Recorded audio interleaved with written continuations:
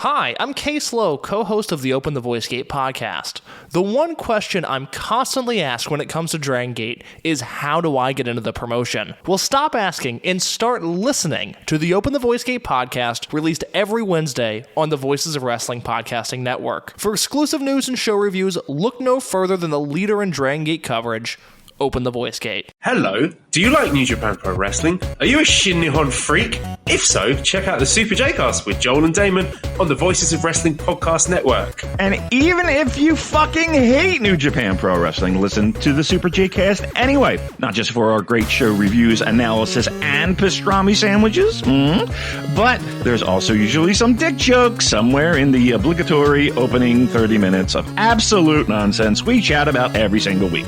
That's the Super J-Cast for all the best talk about New Japan Pro Wrestling, crisps, and pornography. This podcast is a member of the Voices of Wrestling podcasting network. Visit voicesofwrestling.com to hear the rest of our great podcasts, as well as show reviews, columns, opinions, and updates across the world of wrestling.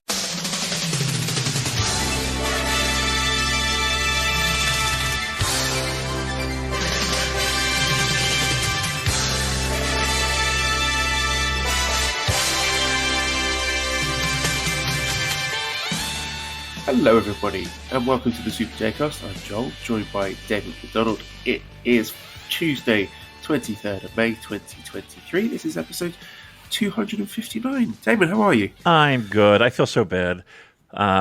Poor Joel is... I don't even think the sun's up over there. It's like 4 o'clock in the fucking morning. I feel terrible. But we had to do a show, and lo and behold, here it is. So if you hear whispers and very soft solo, because Joel has a family that's probably trying to sleep. So God bless Joel Abraham.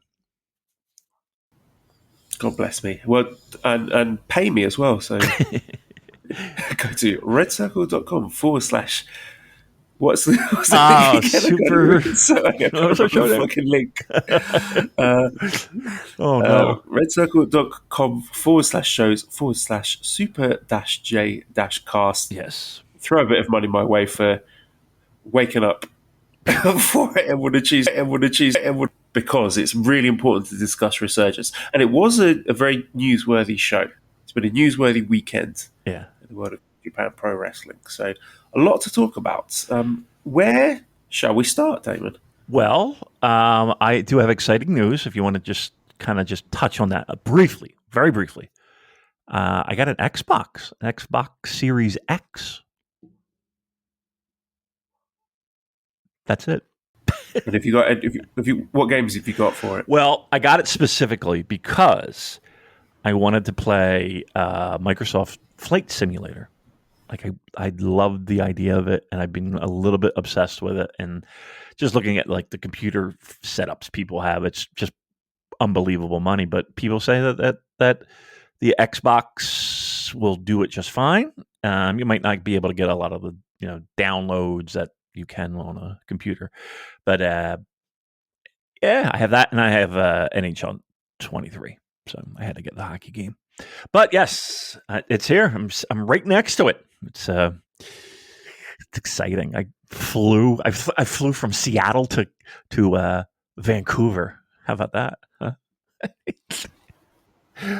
I've never played any of those flight simulator games. What's the appeal?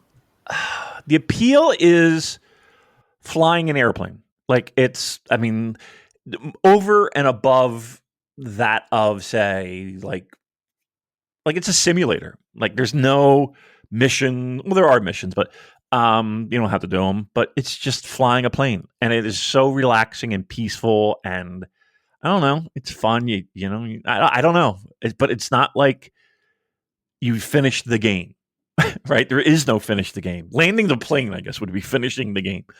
But I don't know. I find it incredibly relaxing, and not for nothing, the graphics.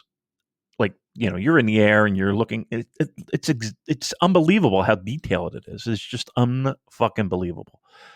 So I guess it's that. I don't know. It's an old man game, I guess. I don't know. I love it. I really do. I find it so much fun. Do you make jokes and references to the hit comedy movie Airplane. Of while you're course. playing it. I give me ham on 5, hold the mayo. Yes, it's one of my favorite Don't call movies. me Shirley. Yes, absolutely. One of my favorite movies of all time. So yes, I am. I will make a reference or two according to where I am and how I'm doing, and I have a little blow up pilot that pops up. Oh yeah, Leslie Nielsen is so great. Possible to? Is it possible to crash the plane in these flight simulators? Great question. Just go down in a huge ball of flaming wreckage. Right. Crash into a building or some shit. Not really. Like, so you can put a plane down, don't get me wrong, but it doesn't blow up. There's no spectacular. It literally doesn't, it just dies on the ground.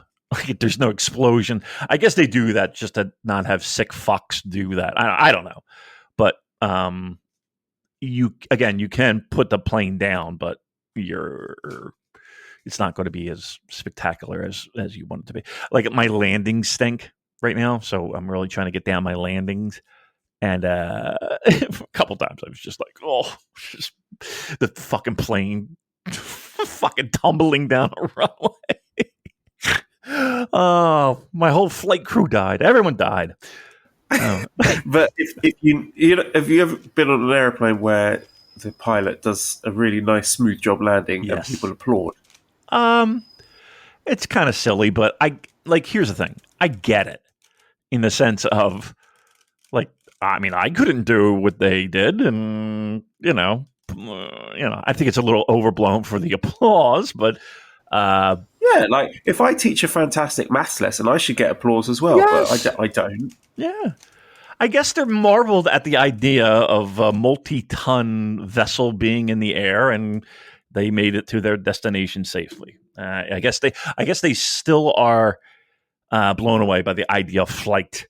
I, on the other hand, am just trying to get off the fucking plane. Please get me off.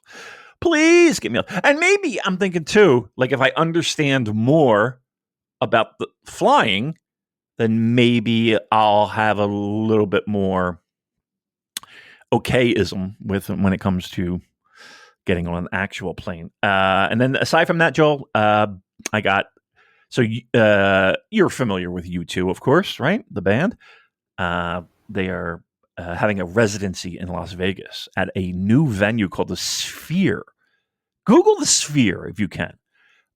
This place is unbelievable. It's a sphere. It's a circle. It's a fucking ball in the middle of Vegas that is custom made for concerts. And they have apparently like a huge LEDs, like supposedly the biggest in the world, and blah blah blah.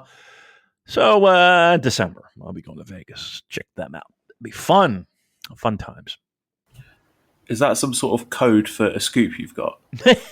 No, U2 is not the new code. No, it is not. I got no scoops. I got nothing. I tell you what, though, it's man, I tell you, sometimes you see it in sports where, players are just going down left and right. And I kind of feel like New Japan's in that, players going down left and right, and it kind of sucks. So, wherever you want to go first, we can go. But I think that's the big story of the day at this point, right?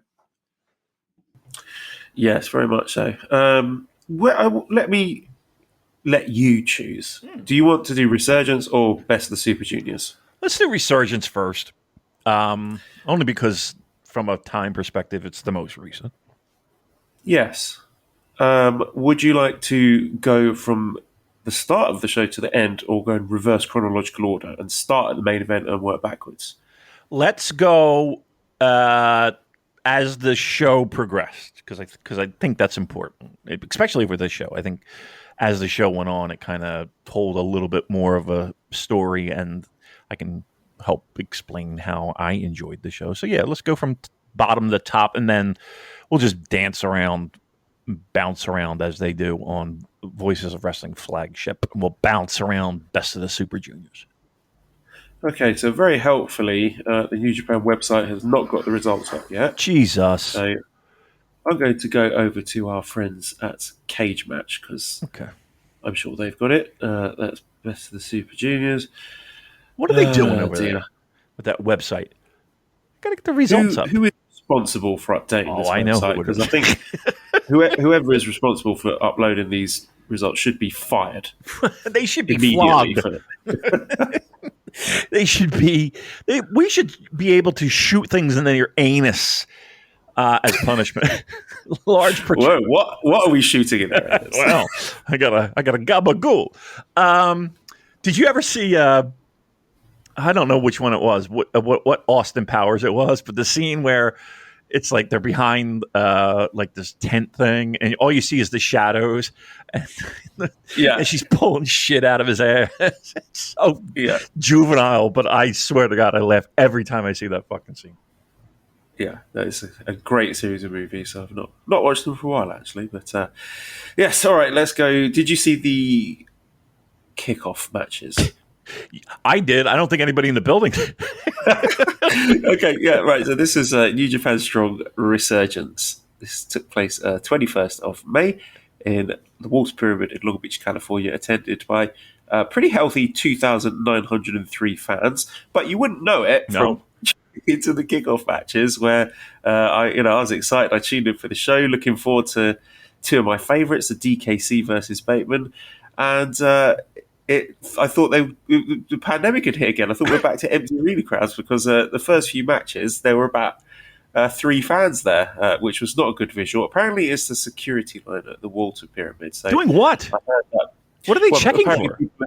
I don't know. Seriously, what are they checking for?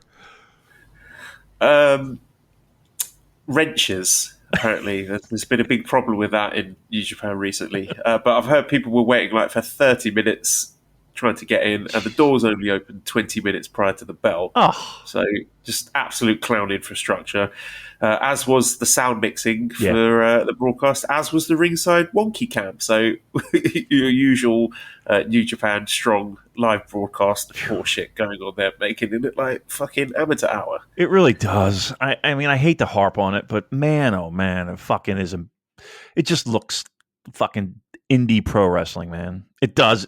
It just looks like an indie pro wrestling show. And I will say this too, Joel.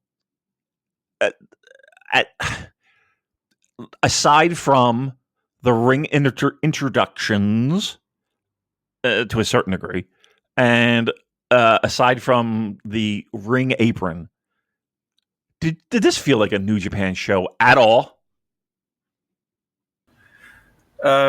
I feel at this point that these strong shows have their own identity and vibe, which is quite distinct from the product we get in Japan. I hate to use the word brand split, but that's what it feels like at the moment. It doesn't feel an authentically New Japan experience. No, it really doesn't.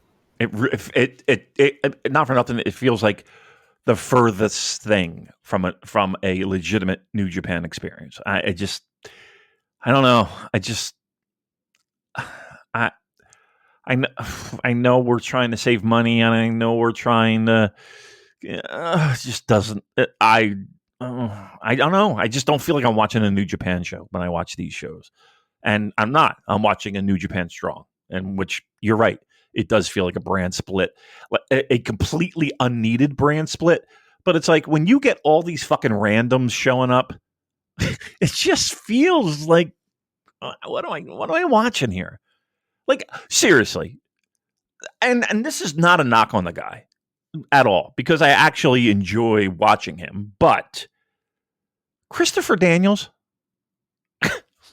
why? What are we doing? Like I don't know what we're doing. It just feels so, and not for nothing. If I say not for nothing one more time, fucking just put a shoe in my mouth. What does Eddie Kingston have to do with New Japan Pro Wrestling? It's just all. Lest we forget the man who ended the New Japan career of Jay White. Don't ask me why that happened, but it did. Right. And I'm not knocking Eddie Kingston by any stretch of the imagination. All I'm saying is that it does feel completely separate and completely detached. And then you get that one random match that feels like a New Japan match. I don't know. But yeah, I think this is like a running theme with these shows. Like a lot of prime New Japan real estate given to people who don't work for New Japan Pro Wrestling. Right. Where, I think that was that case in point. I mean, if we could get onto the first match here, which was DKC defeating Bateman 8 minutes, I've got a lot of affection for both these guys because they've been around for a lot of the strong watching that I did during the Plague era. I'm probably the minority at this point, but I quite like DKC. I thought he got himself over fairly well in his limited chance in Japan.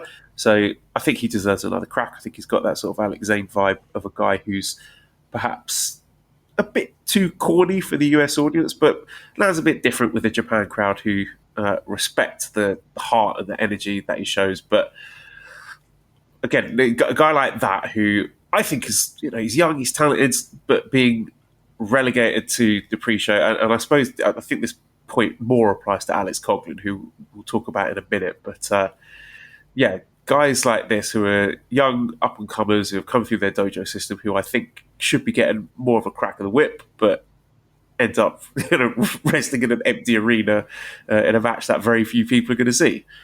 I felt so bad for them. I really did. Like, I know when they went out that curtain and they saw what they saw, a lot of yellow seats.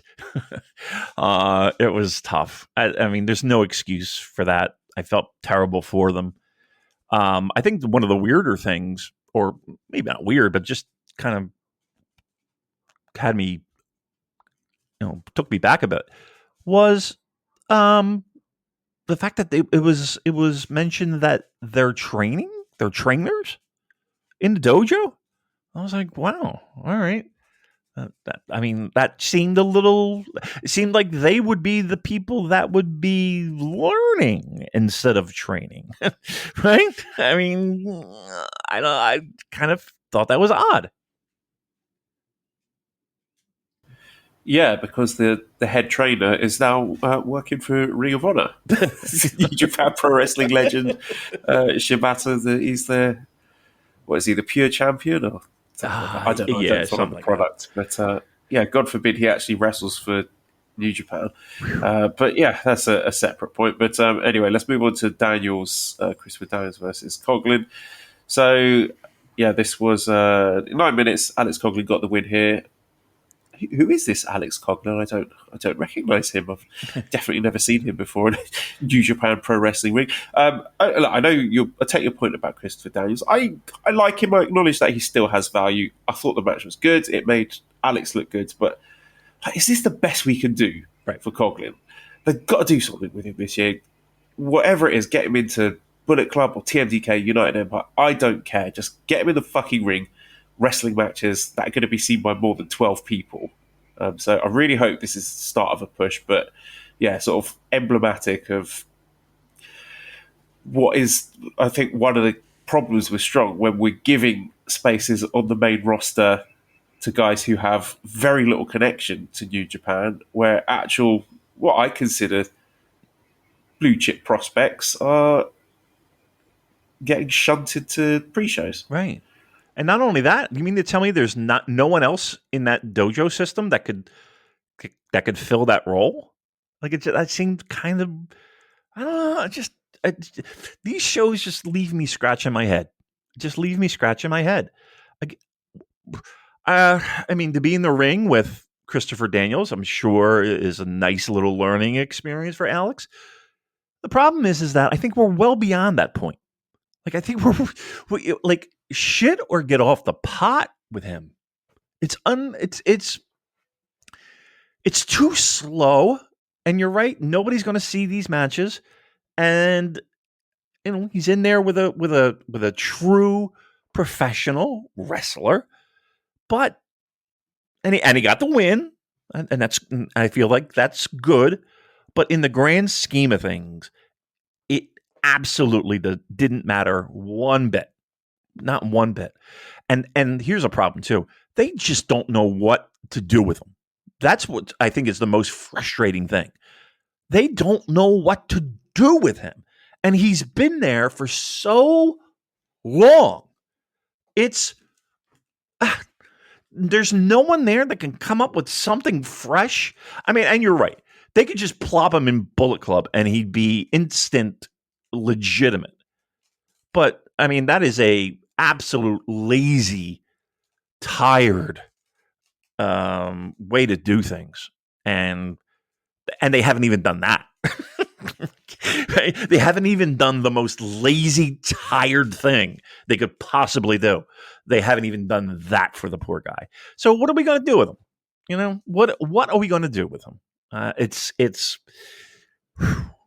I'm having a lot of trouble with the not only Strong, but like the dojo system in the States. I don't know where this thing has gone astray and off the fucking rails, but like I will officially call it. They are off the rails at this point. And I don't and they're going to somewhat expand this, but not expand. Like, what are they doing? Well, those are just wrestling classes, whatever it is. I don't even know what it's called. I would say it's a mixed bag at this point because I look at what's going on with Clark Connors and Kevin Knight in Best of the Super Juniors, and I think, yes, that's good. Then I see Eddie Thorpe spinning his wheels in NXT Level Up, or whatever it's called, and I think that's bad. And then I also see Alex Coughlin and Gabe Kidd, who cannot be found with a search party, and I think that's bad as well. So I just wish they would get their shit together and we have more of the Clark and Kevin trajectories and less of the Eddie Thorpe, Alex Coughlin and Gabe Kirk, because I can't remember their fucking names because they never on the product. They'll be on like, I don't know why he's always on Philly shows, but yeah, Gabe Kidd's always on the fucking Philly shows.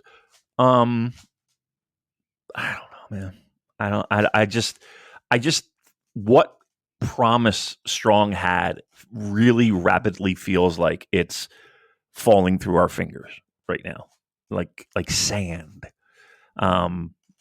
And I don't see it turning around. I don't see it turning around. And you're right. Two guys are on a somewhat decent mid-card projection, right? Like, I don't see Clark Connors winning a big boy belt. Do you? I could see him being junior champion maybe within the next 2 years. All right. I mean, I would hope something good would come his way from this, but he does have the. I mean, I think they're investing in him. I think that they're actually trying with him, but in the same breath, like, he is a small fish in a very big pond. So, like, if anybody's going to get lost, it's going to be somebody in Bullet Club, just because it's spread so thin everywhere. But he's a focus. He's a focus of New Japan now, as we say this. So, one out of how many? It doesn't feel right. All right, well, let's get into the main card then. So we started off with a tag team of El Barbaro Cavernario and Virus defeating Badu Tito and Zack Sabre Jr. It's great to see Zack and Sick Cunt Tito, as he's now known, finally tagging together. I really love the Zack and Virus grapple sequences. They were so good. Like, one of the best pure grappling opponents Zack has had. There was all that Yave Maestro goodness. I thought the Tito and Cavernario sequences were great as well. Let's get Tito back in Japan, please. He is legitimately good. I'm not saying that for the movies. He's actually quality.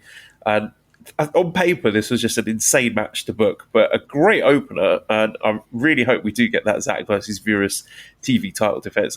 Actually, just more Zack versus Luchador matches in general, please, because it's a great mix. Yeah, the styles are, so different, but yet still so much fun. It's unbelievable. Great opener. I thought this really delivered. And again, Zack, fantastic. There's him. And again, I know this is a tag match, obviously. But him and that TV title and leading that faction, what a breath of fresh air he is. Like we talk about Robbie Eagles and how he always delivers. It kind of feels like Zach always delivers. Whether it's opening match, whether it's mid card, whether it's top of the show, he always delivers. I liked Tito. Bad luck. I keep wanting to call him bad luck, but it's not bad luck. It's bad dude, Tito. I thought he was fine. I thought Cavanario was good. I liked everything. I don't. That's the crowd is filing in, and yet still, in a somewhat emptier building, even though people were filing in and finally getting to their seats. That's a tough spot to be in. It's not like everybody was all ramped up and ready to go, but it felt like the match, they got the crowd into it. And that could have easily bombed because, again, it was just people were just going to their seats. And yet it still felt like they were able to hook him in. So good job by them. Good opener and a good way to start. And next we had the New Japan Strong Women's Title Tournament semi-final match with Mercedes Moné defeating Stephanie Vaquer of CMLL. Just an incredible reception for Moné. The crowd were just unglued every time this woman appeared and did anything. It's fantastic. Just great to watch. Real superstar energy there. And yeah, maybe I'm telling on myself with my own ignorance because when I saw the lineup for this tournament, I was like, I was fearful for what it would be like because I haven't heard of a lot of the wrestlers involved, but Stephanie Vaquer was fantastic. She was so good, very crisp, speedy. I'd love to see her back in New Japan in the future. Moné, extremely good at this pro wrestling thing. To the surprise of very few people, this match was really good. New Japan, I think they did a really good job with their women's matches. I'm not going to call it a division because they're borrowing wrestlers from other companies, but they've yet to put on a bad match. They've had rushed matches, but that feels like more of an anomaly. The bar has been consistently high, and this match was no exception. Yeah, they were 2 for 2. Going into the show, well, not going into the show, but the start of the show. She's unbelievable, Moné. Like truly unbelievable. It's, people will bitch and moan about WWE and how that style and their production and, everything just feels at best hokey and at worst just incredibly dumb. But there is something to be said about a person like that. And again, being on TV helps. Being, easily found helps. What a star. Like, I'm hard-pressed to find just about anybody. Mox, I'm sure. Tanahashi, and even Will to a certain degree. She is head and shoulders above, I would say, 3/4, maybe even more of the roster, of the New Japan roster. She's I hate, pardon the pun, she's money. Like, it's baffling how much just star power she has. And again, so the tenets for this was just a shade under 3,000 without Moné on this card. Does it do half that? No, I mean maybe half. Maybe. Yeah. These fans came for Mercedes Moné. Yeah, and you could hear it, you could feel it. Yeah, and the first time, right? I mean, there's no doubt in my mind that whatever they're paying her is worth its weight in gold. Like, it's fantastic. It's well worth. There is a return on investment. Absolutely. I mean, well, I'm sure we'll get into it in a second, but it's unbelievable how fucking bad luck New Japan Pro Wrestling has. But I think this match delivered and she's delivered every time they've asked her to deliver. And she does new stuff, and she really works her ass off, and she really, she does new stuff, and she's not afraid to take chances, and maybe that's a detriment at this point, but yeah, what a star.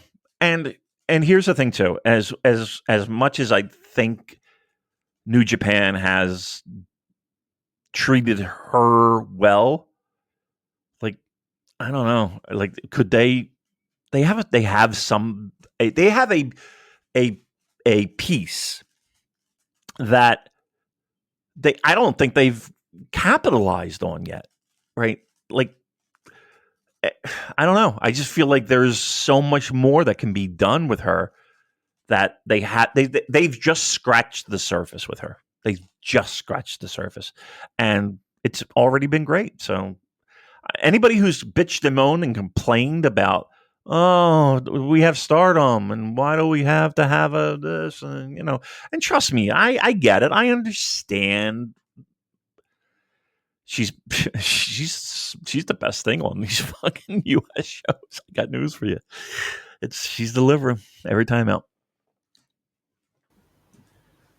And the second semi-final for the women's title tournament was Willow Nightingale defeating Momo Kogo in 9 minutes and 37 seconds. I was told in our Discord that both these wrestlers were presented as jobbers. Not that they were bad wrestlers, more a comment on their booking in their respective companies. So I don't know how accurate that is, but I wasn't expecting much here. But again, massively over-delivered on my expectations. I thought it was going to be a glorified squash match just based on how small Momo looked, but it was surprisingly competitive. Thought both wrestlers came away with their stocks rising, and yeah, New Japan is just quietly putting on the best women's wrestling outside of Stardom. Seriously, I mean, isn't that the truth? It is crazy, but yeah, I mean, at least on these shows, it proved it proved your point. It's and not for nothing. I said it again, but largely. These Willow and what was it? How do you pronounce it? Is it Mama? Momo? We're both somewhat, and you could tell, somewhat unknown, right? I had zero expectations going into this match. None.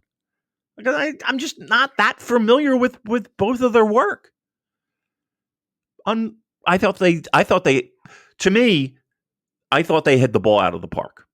Like, people know who they are. Let's put it that way. People know who they are now. And I think people... I want them to come back. Yes, and want the... Bing, bing, bing, winner. Yep, absolutely correct. Absolutely correct. That and to me, that's over and above what I expected. I figured it was just going to be a match. And, we're just leading up to the finals. So, Monet can take the belt and away we go. Everyone leaves happy. That's not the case. This match was really stellar. Again, not the greatest thing you'll ever see. Of course not. But well worth a watch, and well worth the placement, and well worth them bringing them in, and well worth kind of telling the story leading up to the finals. I got no complaints, man. I got no complaints. And it overshot my expectations. So what more can you ask? All right, now, while we're on the topic of complaints, we had a street fight where Juice Robinson defeated Fred Rosser in 23 minutes and 10 seconds. I will say, it's a crying shame Juice doesn't get more promo time in AEW because he's so good on the mic. The promo he cut on Fred Rosser was fantastic. Now, that said, back to the point we were discussing earlier, I'm not sure why we're giving this much New Japan time to a guy who, by all accounts, is now an AEW employee.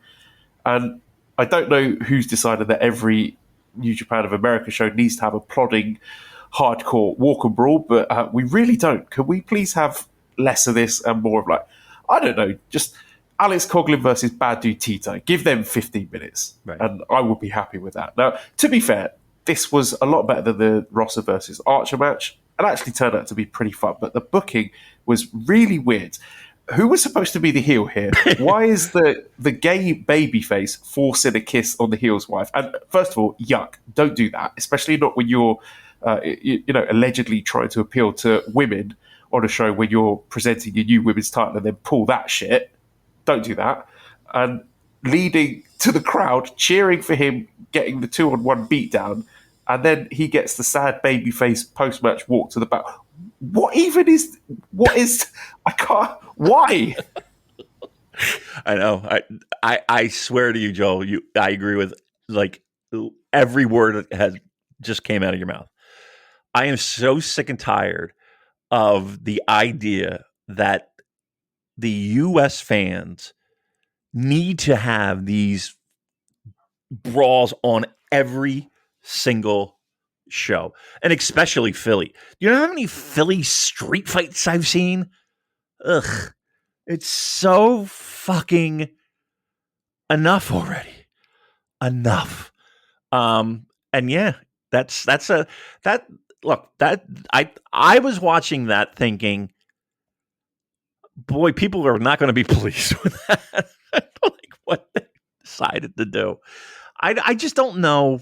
Like the angle itself is weird. Like Rosser's going to fuck Juice's wife. Okay. Okay. That seems like an odd angle. And then we're going to go to, the usual tropes of unwanted sexual contact. And I'm laughing because it just seems preposterous that this is still a thing in 2023. But I just don't know where or who is making those decisions, because it feels like we are really dumbing down the fans of New Japan Pro Wrestling in this country. It really does. Someone thinks that if these fans don't see someone getting hit with a trash can, that their faces are going to melt, like in End of Raiders of the Lost Ark. Right. Yeah, it's like this is, and here's the thing. I think a lot of people can appreciate a good brawl, and a good brawl with it does wake people up to a certain degree. But on the other hand, it is. I don't know. I just don't think we need to see it again, and I just don't think they give enough credit to the fans that they would. I guarantee you, if you polled everyone in that building, in that stupid pyramid, what would you rather see? A 20-minute match between I don't know, fucking Osprey and I don't know, Zach. I'm just throwing two names out there that can go, or a walk-in brawl with the usual, nonsense that accompanies it. It's just I don't know. I don't know why they feel like they need to do this, and I don't think I'm exaggerating. It is every U.S. show. I would love to see one, and again, a major U.S. show, and I consider this a major U.S. show. Just once, can we not do once again, lazy? I feel like it's lazy, and I feel like it really, at this point, it's starting to diminish my enjoyment of these U.S. shows. Okay, more enjoyment was diminished when Carl Fletcher came out to announce that Mark Davis is injured and Aussie Open are vacating both their tag titles. So now we've got Bishamon versus House of Torture double title match at Dominion, baby. Woohoo! I did see Great O'Khan mention that he wants in on that action, so hopefully he and Cobb or he and O'Khan can mix it up a bit, because I have no desire to see House of Torture in a 2-on-2 tag title match at this point. But yeah, very unfortunate news. Daryl says Aussie Open news is rough. Any word of Davis's injury? when it happened, how long he will be out. No idea on that, but he also says, I hope you're thinking it. Is this injury a ruse to have us forget about the Strong titles permanently? Seriously, why do we need these things anymore? I assume that they need this to be a double title match because they want Strong tag champions leading into their event that's coming up for Corkin, right? July 4th and 5th, which we'll touch on later. So I assume that's why they want to have this. That's why they want new champions. But is there a function for these belts anymore? No. I said that as soon as the New Japan decided that these Strong shows were going to be specials rather than having a weekly product, that there was no reason to have a Strong champion and Strong tag champions anymore, and I stand by that. Right. But rough news on Aussie Open. That's a big loss because they've been one of the big highlights in New Japan this year. It's terrible. Terrible news. And again, I don't know the extent of the injury, how long he's going to be out. I wish they could have just fucking done something. Like, all right, now I'm going to get into why do we make up rules as we go along? You know what I mean? Like, we had titles, like Kenny Omega hasn't fucking, we haven't seen Kenny Omega with a fucking US title. And I know we're all building up to this fucking, via this tournament to kind of like, they just make up shit as they go along. Like, why do they have to relinquish the titles? Just kind of keep them out of the picture for a month or two. Like, nobody's going to be like, oh, just have them do interviews and I don't know. You can do something. It just seems weird. They just make it up as they go along. And I get it's pro wrestling, but for Christ's sake, can we have some fucking consistency here? Okay, they're injured. How long? Nobody knows. All right, great. Oh, you can't defend the titles? Oh, give them up. Psst, silliness. All right, that's my rant for the day. Okay, let's move on to the next match then, which was Kenta defeating Hikuleo by countout to win back the NJPWStrong Openweight title. What are we doing? So there's me complaining about slow motion hardcore walker brawls. How about two, Damon? I mean, I think even calling this a match is generous. It was a spot, and it was a pretty cool spot. I'll give them that. It was a pretty gnarly bump from Hikuleo, but immediately put the title back on Kenta by countout, and the crowd cheered for it. I'm lost. I don't know what's going on anymore. What are we doing with Hikuleo? Is he going to be a tag team with Tamatonga? Look, maybe it would be the worst thing in the world for both of them to just move on and go to WWE, because at this point, the company is obviously not interested in doing anything sustained with Hikuleo. I don't know. I don't know. I'm serious. It feels like they just they showed up at the building. They had no idea what to do, and they just made it up as they went along. Joe, I understand that in New Japan Pro Wrestling, titles can change hands on a count now. Fine. But fine. I really have to scratch my head thinking of when was the last time I saw a title change hands in New Japan on a count out. Why a count out? What? I just don't. And again, why are we switching the title this quickly? New Japan does have a history of that one title defense, and we're taking the belt off of them. And there is a history there, but why? Here's one of the questions I have: what difference does it make if Kenta has that title or not? Is Kenta drawing in 5,000 people, 4,000 people? Who cares? Hikuleo has just so much more that, it's so much more meaningful for him to have that title, even as low as the title might be or seem, than Kenta. What? Why? Why do we do this? And especially, okay, so again, a count out. I don't know, man. This show was so fucking weird. I cannot. I just talking about it is just I feel like I'm in Earth 2. I don't know. I feel like I would be happier if I didn't watch these shows. I feel like these shows just completely frustrate the fuck out of me because I have no idea what in the fuck they're thinking. Who's all right? I like. I don't want this to be Negative Nelly podcast, but I would rather Strong just go the fuck away instead of what we are seeing. It's really gotten out of control for me. Yeah, I hear you. I'm wondering if the sad I feel, if there were no strong shows, would be more than the sad I feel when I do watch them.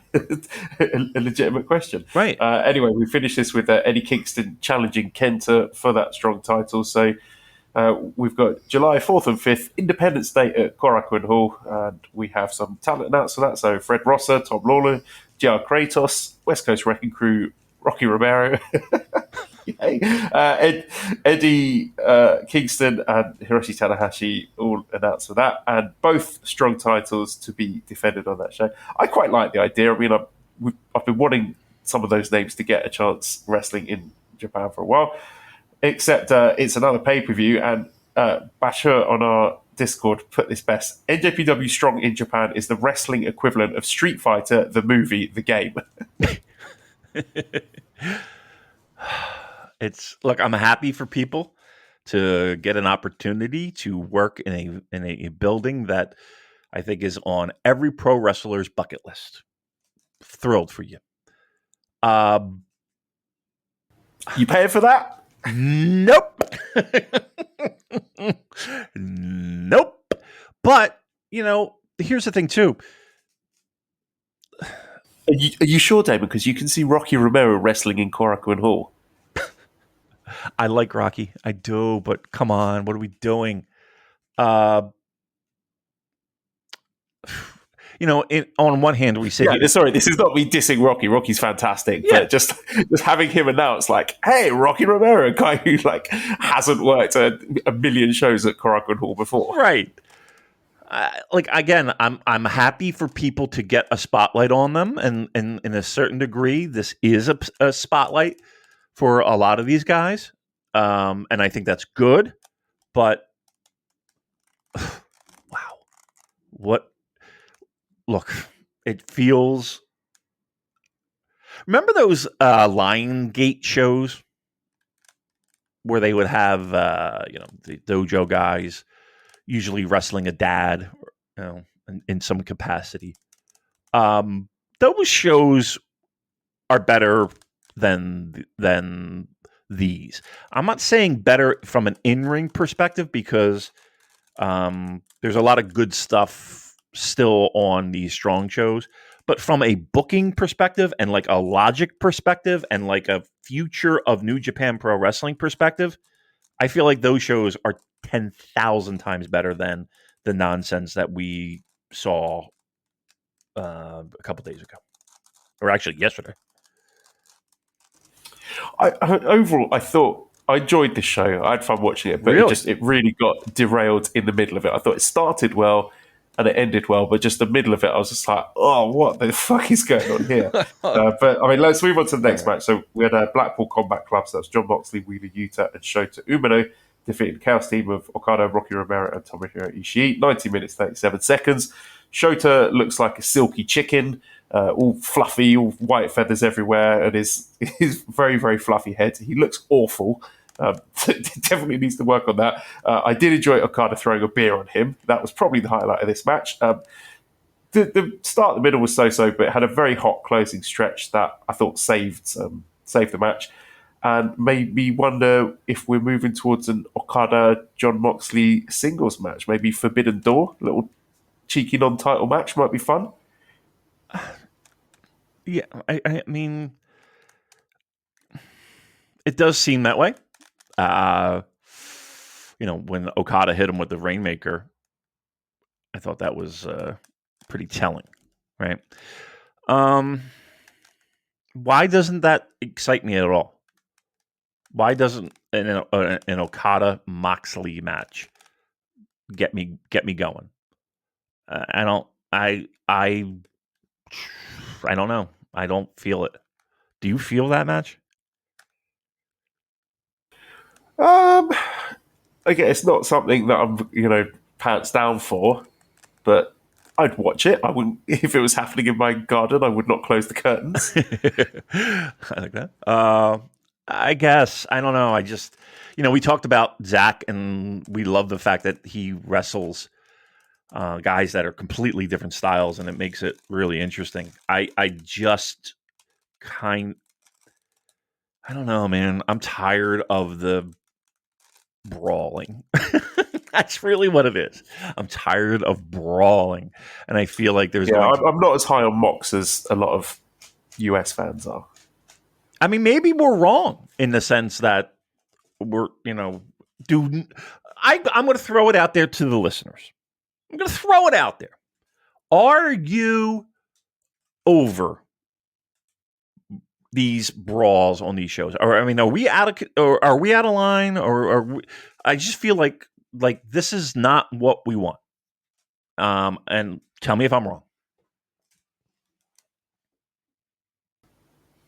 Yeah, I think just having 3 matches that were wrestled in a fairly similar style in the space of a show was a bit much. But anyway, we move on to the IWGP United States Heavyweight Title #1 Contendership Tournament semi-final match, where Will Ospreay defeated Hiroshi Tanahashi in 16 minutes. This was perfectly good. I can't remember anything about it. It was not as good as their G1 match that they had a few years ago. So we move on. We're going to have Ospreay versus Lance Archer at Dominion. I don't know. I've got nothing to say about this. It was good. It was fine. Yeah. I mean, it was like, if you had both these guys and you found a way to downshift and, only run it like, half capacity. I remember, and I think it was G1, wasn't it? There was an Ospreay Lance Archer match. And I thought that was pretty good with Ospreay being, the guy who's going to take a lot of the bumps and bounce around the ring and power moves and, that kind of stuff. And then, the little guy fighting back against the giant. That was 4 years ago. Yeah. 2023 Lance Archer against Will Ospreay. Right. Yeah. I'm with you. Look, do you think that there is any chance that Lance Archer wins this match? What, are we going to have Archer versus Kenny at Forbidden Door? I would like to see it happen just to see people shit their pants. I'll tell you what, but I wouldn't be surprised if they did that, and I'll tell you why. I mean, now you can have Archer do the job, and then now the challenge is set into a even bigger building, that being Wembley Stadium. I don't know if you've heard of it. It's a big building. Would they do something like that, or are they going to go with the Will Kenneth final? Well, not final, but the match. They are not having the reanimated corpse of Lance Archer defeating Will Ospreay at Dominion. That's not happening. Will there be brawling to the outside? How can you not? It's Lance Archer in a New Japan match. I love Lance, but this is... I don't know. It just feels like he's a safe guy that can take a loss. So I don't know. That's the only reason why I'm thinking he has a shot at winning, only because you're feeding him to Kenny. It's just Tanahashi's right there. If you wanted that was the play. I think so too. I definitely think so too. But I don't know. Maybe they just didn't want Tanahashi to fuck. Well, here's the thing too. I can't believe these words are coming out of my mouth. But did Tanahashi refuse to job to Kenny Omega? That's it, right? No. It's like, right, okay, time for Kenny to get his win back from Wrestle Kingdom 13. And Tanahashi's like, it doesn't work for me, brother. Doesn't work for me, brother. I ain't bumping for you. I'm going to just throw it out there. And again, the man is a miracle. The man can just, when the music hits and he goes through the curtain, all the pains and all the mileage vanishes into the thin air and he turns into Superman. Do you think that there is any hesitation on anyone's part that Tanahashi could deliver a 30-minute match against Kenny Omega? Yeah, possibly. I mean, he is slowing down, not as noticeably as with other wrestlers, and he's still able to put on a brilliant match. Personally, I wouldn't have any qualms about booking him in a spot like that because he always delivers, and anyone doubting his ability to deliver doesn't know Hiroshi Tanahashi. But I just think they want to run back that Omega Ospreay match, and they want to do it at Forbidden Door, which is fine. Yeah, we're all looking forward to it. It's going to be great. Yeah, big building, sold out. Let's have a big match. I got no problem with it. I'm just trying to think of creative ideas, honestly, because it does seem like we're full steam ahead with that. And it's fine. That's good. Everybody wants that match. I want that match. But, just seeing what we're doing here. Occam's razor. All right, so main event then was the New Japan Strong Women's Title Tournament final match. Willow Nightingale defeating Mercedes Moné in 30 minutes. So this was notable for the huge pop after the bell. And the only time I can remember that happening was the Okada-Tanahashi match at Dallas. So again, I could just regurgitate all the same stuff about how big a star Mercedes Moné is, but that felt like a really special moment and a testament to the work that's gone into building this New Japan women's quote-unquote division. I enjoyed the fact that when they changed her costume, she was now in a Snow White costume.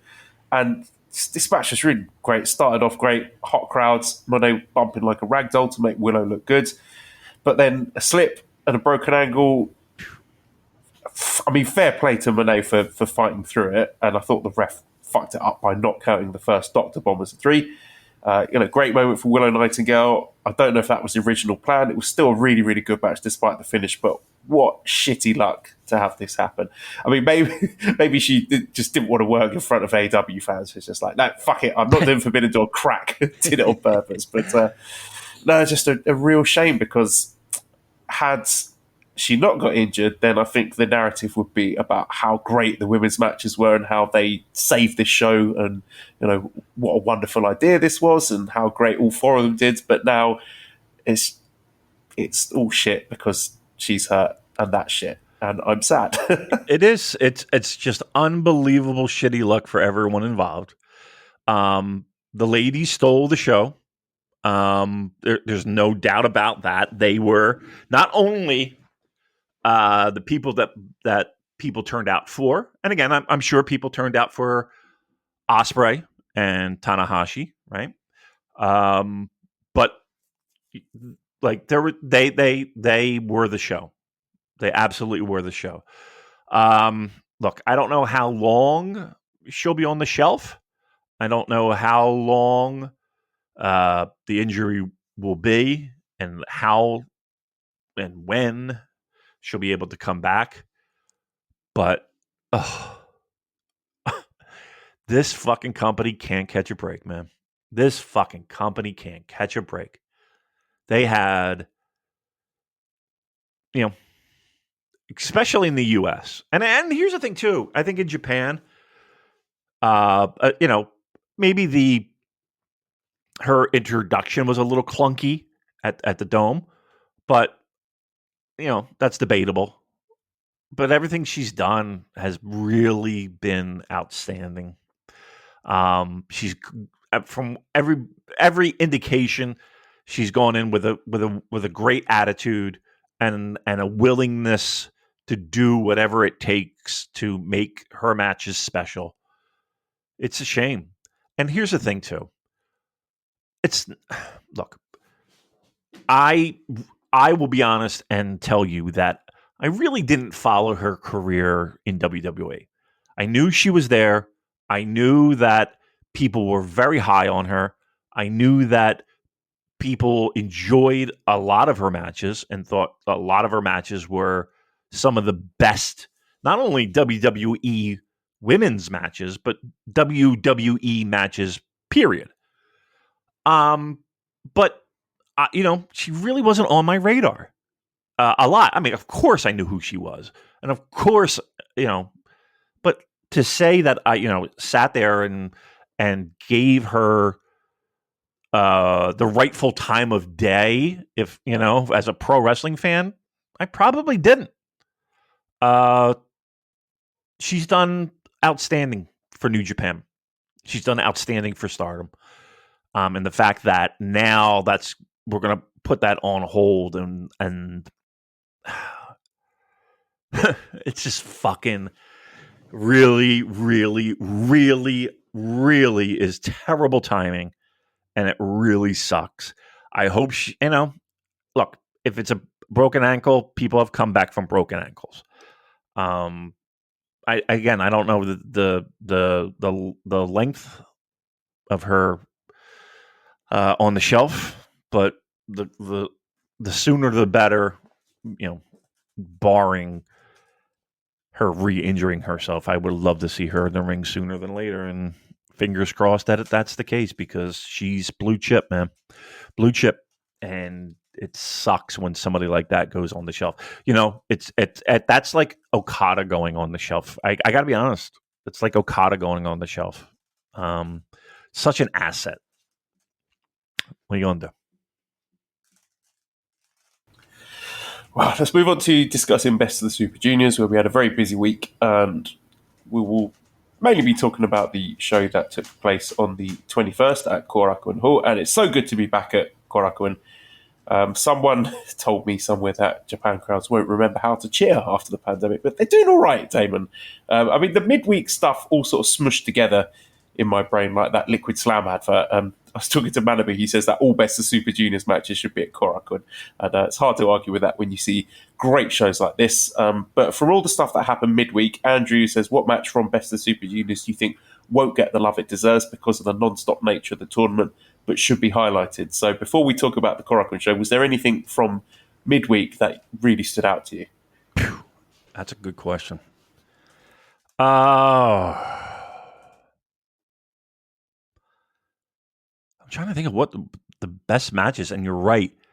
Everything seemed to be just smushed together. And that kind of surprises me, really, looking at that lineup. I really didn't think you would have that.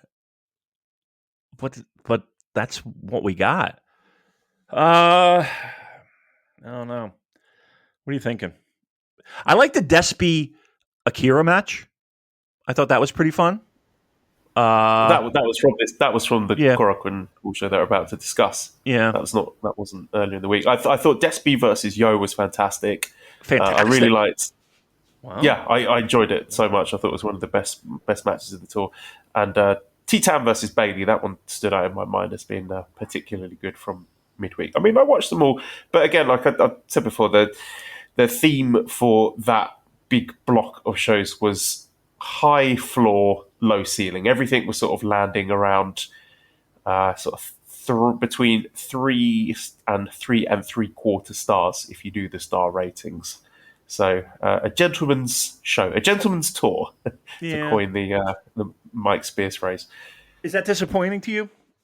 Because again, we went into this. Yeah, we went into this. Really I think if they were spread out a bit more and maybe went to some different venues, then I don't know. I think back to tours like 2018, the 2019 Best of the Super Juniors, where I can remember specific shows and matches that stood out, and everything sort of became a bit amorphous here. But I thought they got back to their groove in this show at Korakuen Hall. So shall we get onto that one then? So we open up with Titan now on 10 points, defeating Doki, who's now on 6 points, 6 minutes, 21 seconds. So I think Titan is better than he was last year. He's more familiar with the roster, so there's a lot more sort of synergy, a lot more chemistry there.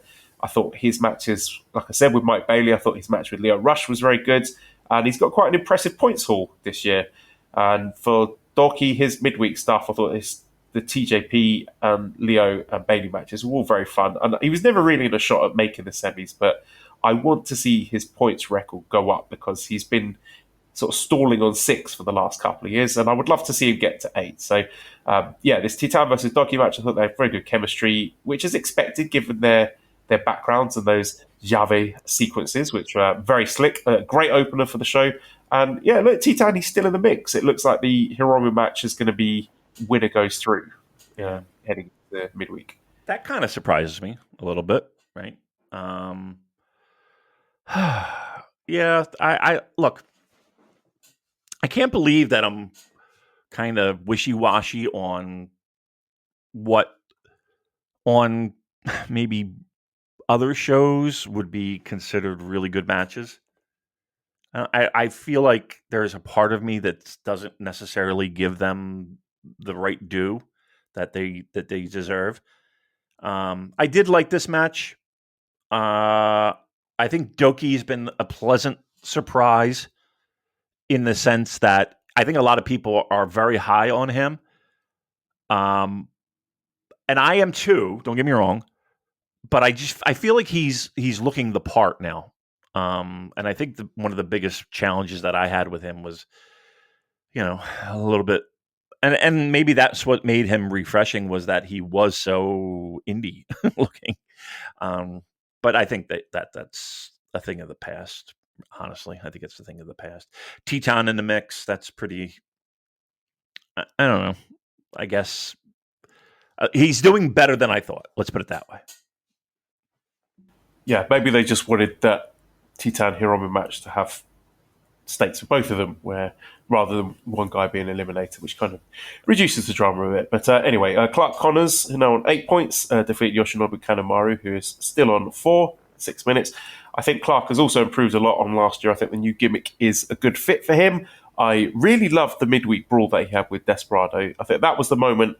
To me, it looked like everything was clicking for this new iteration of Clark with his little tiny cocaine spoon necklace. Mm-hmm. And he's wrestling more like the Power Junior that I wanted him to be last year. And he's been protected, right? He's been given Gedo as a mouthpiece, which, as you were saying, not for nothing. And even the matches he's lost, they've been like fluke pinfalls, or he's got his heat back with post-match beatdowns. So yeah, I think we are doing something. He is getting a push. I mean, he's not winning this tournament, but yeah, there are green shoots there, and there's a good chance for him to top his 8 points from last year because he's facing Dan Maloney next. Kanemaru likely to be playing spoiler, I think, versus Yo. He's only on 4 points. He got 8 last year, so I think there's a sort of a running theme this year of certain guys getting downcycled, and Kanemaru, just fresh off the back of that great title challenge he had against Hiromu. 4 points. That speaks for itself, doesn't it? Yeah, it does. It sure does. 6 losses, right? If I'm not mistaken. Yeah, I mean, it does feel like they're kind of downsizing him. Could a spoiler be in the future? Probably. Clark does look again. We've said it. Feels like 100 times at this point, but just plopping them in Bullet Club is instant legitimizing the guy. And I know that, we have a little ways to go still in this tournament, but 8 points is nothing to sneeze at. Considering, the next match that we'll talk about, there's a guy that I'm shocked is so low. Teton with 10 points, 5 wins?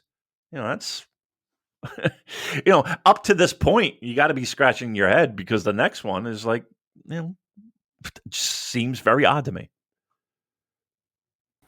I do have an update here on Mark Davis. So he's had arthroscopic surgery on his knee to repair a torn meniscus. Oof. Those close to Davis have said he'll be back very soon, citing 6 weeks or perhaps even shorter. So maybe he'll miss Forbidden Door, but be back in time for the G1 just to fuck all the AW fans. But that's relatively good news, I think. I hope so. I mean, when I hear meniscus and all that, I do get a little worried. But these guys have unbelievable recuperative powers. So fingers crossed. Hopefully, I mean, just keep the fucking belts on them. For Christ's sake. Okay, next match was Kushida on 4 points, defeating Sho, who has 6 points. Wait, is that right? Did Kushida beat Sho? I can't even remember. I think Sho's done some interesting and creative stuff with a very controversial, very divisive role he and Evil, I don't know if you're familiar with this reference, Damon, a bit like Team Rocket from Pokemon with all their dastardly schemes. They've been teasing Descent and just maybe some tiny wisps of a potential face turn there for show. But yeah, he's on 6 points compared to the 10 he got last year. Kushida's been really interesting too, because the Ishimori and Hiromu matches midweek were really good with Kushi, as I said before, developing that nasty streak. But the fact that he's only on 4 points, that's really interesting. And also the right call, I think, that he hasn't slid immediately back into the top of the division. And yeah, I mean, I was thinking back to that very good grapple fuck match he and Sho had in the 2018 Best of the Super Juniors. And this started out like that, but then prepare for trouble and make it double. Looks like Team Torture's blasting off again. Ping. Yeah. Look, it's not 2019. It's not even 2020. It's not, I like the fact that New Japan does have the balls to, and again, going into this show, soundboard. What? Oh, let me see if I... You can't say the balls and not do the soundboard. All right, here we are. This man got the fucking balls. There you go. A guy like Kushida is, going into this 4 points, right? And you got a guy like Master Wato, right? 12 points. A guy like Mike Bailey, 12 points. I kind of like that. I like the idea of guys, having to take a little bit of a back seat. Now, that doesn't mean that he's not going to be in the mix at the end, but I do like the idea of, and they do this a lot, and it's smart, having guys get a nice collection of points, a nice collection of wins. Okay, maybe they fall apart in the end, but the idea is to make them relevant and make them legitimate in fans' eyes. But it could be very easy to just say, okay, Kushida just runs through the block and I don't know, fucking blah blah blah, Yo or Hiromu, runs through the block, and both of those guys have double-digit points. But you get my point. It's fresher faces that feel like have the wins and the losses. I mean, Master Wato being one of them, Despy, even Yo, Robbie Eagles, Leo Rush. These are the guys and that makes things exciting for me. Mike Bailey, that makes things exciting because there's going to be twists and turns in that. So it's I love it. I really do. Okay, then we had Master Wato, who's now 12 points, defeating Bushi, who's stuck on 2 points in 8 minutes. So, Bushi is on 12. He's beaten his tally of 8 points from last year. And I think there's a potential story of him going through all of his Wrestle Kingdom opponents from that four-way, or there was at least until Ishimori got injured. But he's now, for me, he's sort of on par with Yo as the next guy, and a guy potentially to go through to the semi-finals. I really like his Suten Kaku, that big German suplex finisher that he does, and the camera work really sells it. There's like a little camera zooms in and goes all wobbly when he lands. I think that's pretty cool. And Bushi, he's gone. So 2 years ago he got 10 points. Last year he got 8 points. Now he's got 2 points. Yeah, and he's noticeably slowed down. There was that match with Kevin Knight where he landed right on his noggin. I don't know whose fault that was, but that was nasty. Michael CC from our Discord said, the idea of someone rooting for Bushi in 2023 is insane for me. Might as well cheer a bowl of shredded wheat. So we've got a chuckle out of me. But yeah, can we have a Watomania check-in with Damon? How far along on the Watomania scale are we? I think his point production supersedes what I see in the ring. That being said, it's much better. He's leaps and bounds better than this time 2 years ago or 3 years ago or whenever the fuck he debuted. And you can feel the company kind of getting behind him. I don't know if I have Watomania yet. I don't know if I ever will. But I will say that my temperature on him has... what do you say? The stonks. I might be investing shortly. All right, let's move on and discuss Mike Bailey on 12 points, defeating Ryusuke Taguchi, who is on 0 points. A big sad 0, 10-minute match there. So some questions. Mike Bailey. Scotty says, speaking of Mike Bailey, has been a breath of fresh air.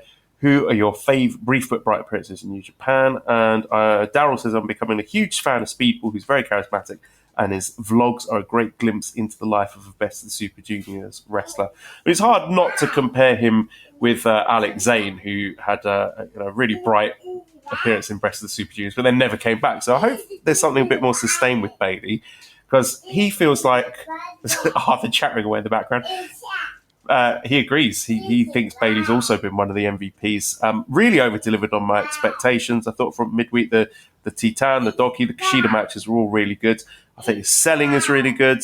I still think his immediate future is a junior title match in the States. Either that's in Impact or the All-Star Junior show.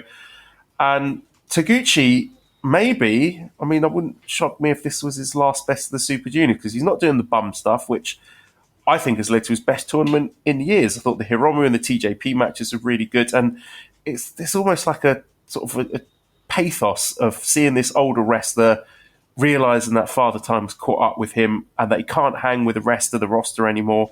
And that got the whole crowd rooting for him in this match against Bailey. Right. That great spot of him outsmarting Bailey with the ring post. And even though he didn't get the win, it just added terrific drama to a really brilliant match. That, if Taguchi had like 4 points, then there's no drama there. So the fact that he's just hunting for this elusive win and he's sitting on the big goose egg, I think has really enhanced this.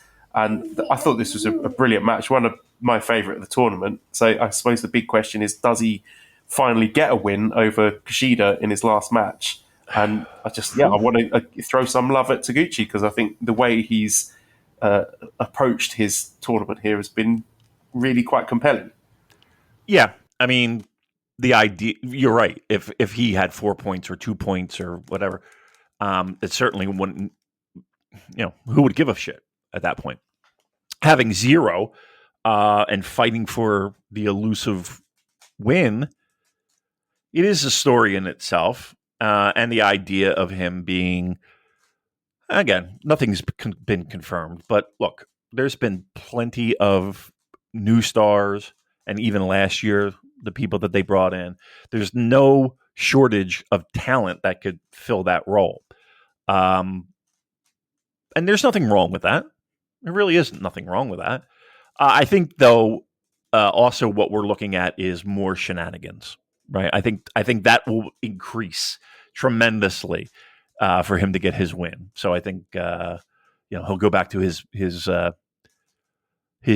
sneaky ways. His what was it? The T-shirt against Strong Style, King of what now? King Strange Style. Strange. I knew it was an S. I think that makes a comeback soon.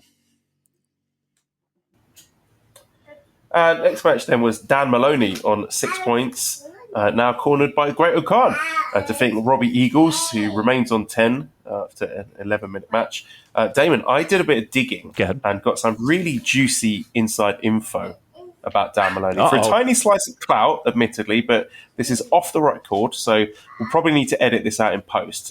But are you ready? Dan Maloney is in United Empire, because I saw him do the crowns up, and he is a heavyweight packed into the frame of a junior. So I know that information might be shocking, but I think it was important that the listeners hear this stuff. And if you think that's too controversial, then we can get rid of it in post. Well, listen, there you go. We might have to make a phone call or two to New Japan Brass to make sure that this will see the light of day. I don't want any lawyers or lawsuits coming our way. It does feel bad, doesn't it? Teasing aside, it's been... a bit of a struggle for Dan Maloney in this tour. Like, he's adapted to a new country, a new weight class, a new style, loading new opponents. So he's having to learn a lot of new stuff in a short space of time for a fairly unforgiving fan base, if our Discord is anything to go by. So, our Discord is the worst. Do not judge anything by them. Do not. They have been desperate to throw Dan Maloney in the bin as soon as possible. So I've really wanted him to do well, and there've been glimpses of it, but quelle fucking surprise. It's Robbie Eagles who manages to help him put it all together and give him comfortably his best match of the tournament. Yes. And, we saw pieces start to fall into place in Maloney's matches against Despy and Akira. But after this match, I thought, yes, there's something there. And how great was that finish? Like, smooth as silk with that counter. A really complex spot into the Driller Killer, but executed perfectly. I hope he can use this to push on and build on this, because prior to this match, I think most fans would have said thanks, but no thanks if you're considering whether or not you give him a second invite to Japan. But I think this is a performance that won a lot of people over. And Robbie, just a perfect foil for Dan, a guy who can structure a match around Maloney's strengths, build up the momentum for Dan to stop dead by knocking him out of his boots. Pacing was spot on. Honestly, David, I'm getting bored of talking about how fucking good Robbie Eagles is. One of the most selfless opponents who can make anyone look good. Yep. And look, this isn't me saying Maloney's some scrub who got dragged to a good match. I thought Maloney was really good here, but Robbie could probably get a 3-star match out of me. He's that good at his job. And I don't think he makes it out of the block. It's a damn shame that he got his flowers during the Plague era, because I think he deserves another run with a top prize in front of an appreciative crowd at some point in the future. Yeah. I mean, the proof's in the pudding, right? Again, it helps that there's some comfortability between the two, and just the fact that they both speak the same language, I'm sure helps. Look,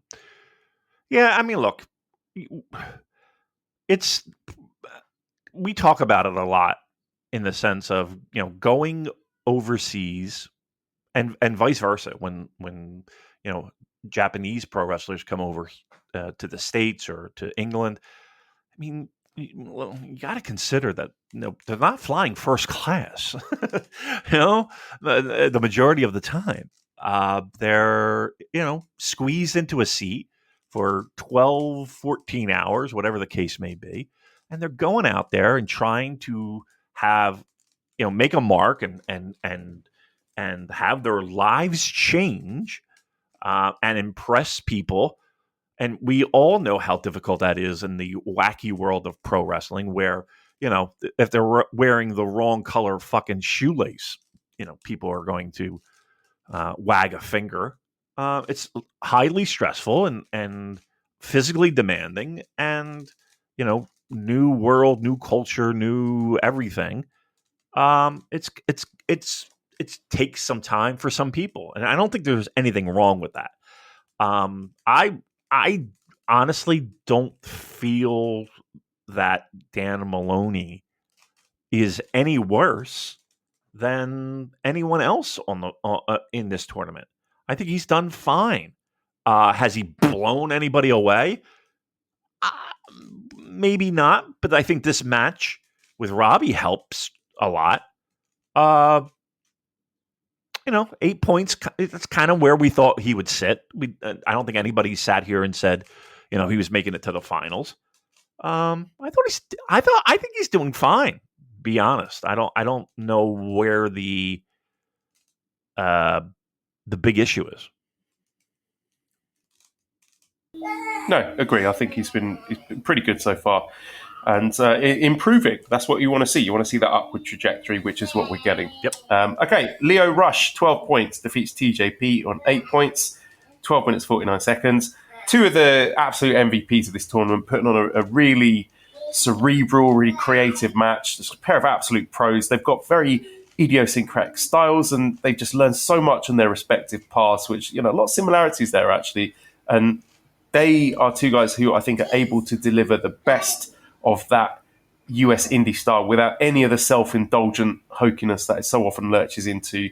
So just tremendous stuff here. Love both these guys. And Leo goes through with a win over Mike Bailey midweek. Yeah. I wonder how many times they've wrestled each other. I kind of want to see Leo Rush and TJP matches. by our good friends at Cage Match. Other matches, I think, is where I want to go. Their first singles match. Wow. I mean, according to Cage Match, that's pretty wild. I would have thought they worked. I guess they were just crossing paths with each other. I guess, right? Boy, I would have thought that. I mean, they had tag matches in the past, but yeah, wow, that kind of shocking to me. Yeah, I mean, look, how many times are we going to fucking say it? The Lio Rush. What a breath of fresh air. I'm dead serious. I think if they wanted to, we could have some fun. Him around and him with the title, or that could be fun. I think sometimes, and I understand, and I know still people to this day are like, you can't trust them. I think we've crossed that bridge, don't you think?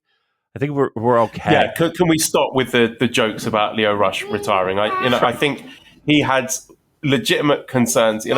As a fellow dad, he was worried that he couldn't lift his children anymore. So I will absolutely empathise with that sentiment. And yeah, look, he's an emotional guy.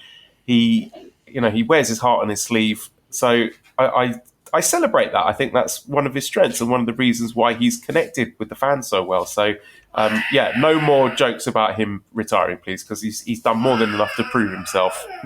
Right. He's committed. Let's be honest. He's here and he's doing very well. And until otherwise, I think we're okay. But yeah, I thought this match was really great. I really enjoyed this match. I am shocked that this is. I swear to God, I thought I was going to see like 20 matches. First time. It's pretty crazy. I did not expect that. Yeah, that one that stands out is the WWE one from 2018. Cedric Alexander versus Grand Metalik versus Lio Rush versus TJP versus Tony Nese. So that was one I was like, that's an interesting one, considering where all of those wrestlers have gone on to be. Yep.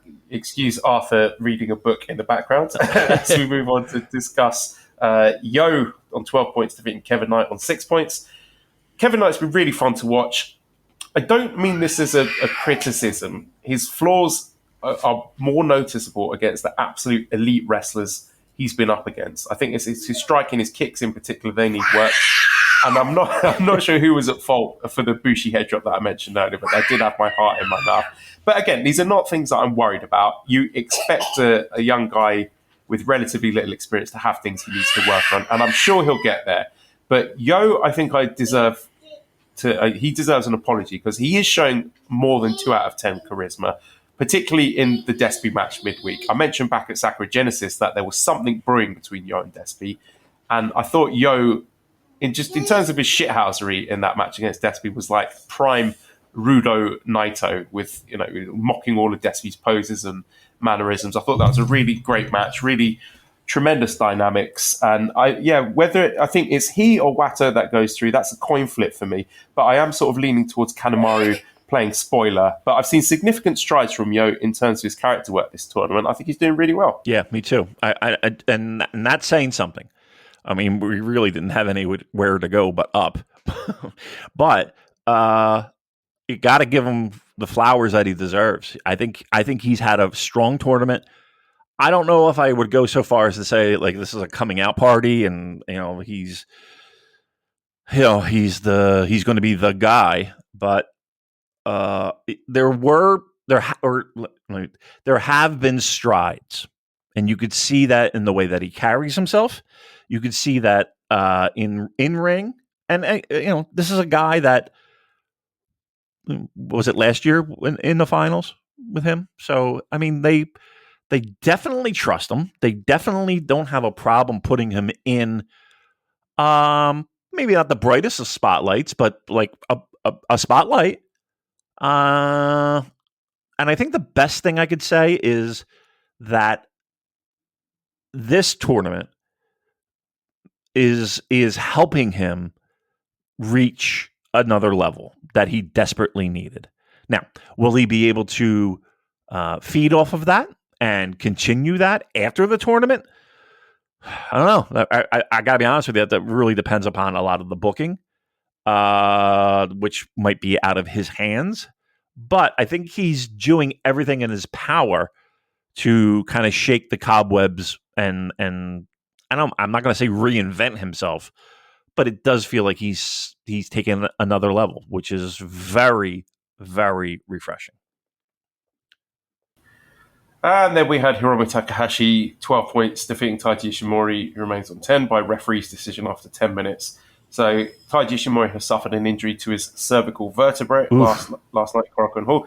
He will miss the remainder of Best of the Super Juniors, and this was such a shame because I thought Ishimori had a pretty strong week against Leo Rush and Kushida. So I was really looking forward to this match, which started so well, and it had Ishimori using all the big spots from the 2018 Best of Super Juniors final against Hiromu. Like, he used the running drop kick against Hiromu, where Hiromu used it on him in 2018. But again, it may be churlish to bemoan the loss of the match when Ishimori suffered what sounds like a really nasty injury. So apparently he's at home and has got full range of movement and is recovering there. So we really hope he's okay. Louis says injuries are the worst part of watching wrestling, from career-ending injuries to short or long-term injuries. This is a far-fetched question. What can wrestlers do to prevent injuries? I know Ospreay made a video about changing his style. What else can wrestlers do? I mean, to me, Damon, it's almost a wonder that this kind of thing doesn't happen more often, because these are elite performers where the margin for error is razor thin. Yep. And just remarkable that Ishimori tried to keep going, like the absolute guts of the man to try and power through with a near broken neck, because he didn't want to let down the fans. So let's all keep that in mind when we're talking shit about these guys and bitching about them dogging it or whatever. I'm never going to say that about Ishimori again. Just a real shame here. It is. It's scary too. I mean, when you start talking about neck and spine, cervical injuries, I mean, you're. I'm not downplaying a broken ankle. I'm not downplaying